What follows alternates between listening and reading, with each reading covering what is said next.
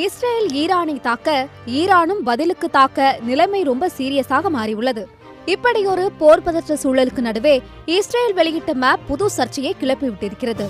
அதனைத் தொடர்ந்து இந்தியாவிடம் இஸ்ரேல் மன்னிப்பும் கோரியுள்ளது. அப்படி என்ன நடந்தது என்பதை விளக்குகிறது இந்த பதிவு. இஸ்ரேல் ஈரான் இடையே கடும் மோதல் வெடித்து ஏறக்குறைய போராக மாறும் சூழல் உருவாகியுள்ளது. இந்த பரபரப்புக்கு நடுவேதான் ஈரானின் ஏவுகணை எவ்வளவு தூரம் சென்று தாக்கும் என்பதை பற்றி விளக்கும் மேப் ஒன்றை இஸ்ரேல் பயன்படுத்தியிருக்கிறது. அதில் ஈரான் மொத்த உலகத்துக்கும் அச்சுறுத்தலாக இருக்கிறது.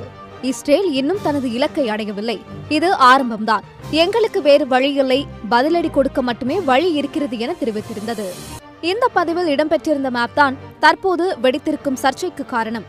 ஏனெனில் அதில் இந்தியாவுக்கு சொந்தமான ஜம்மு காஷ்மீர் பாகிஸ்தானுக்கு சொந்தம் என்பது போலவும், வடகிழக்கு மாநிலங்கள் நேபாள நாட்டுக்கு சொந்தம் என்பது போலவும் சித்தரிக்கப்பட்டிருக்கிறது. இஸ்ரேலின் இந்த செயலுக்கு இந்தியா தரப்பில் சரமாரியாக எதிர்ப்பு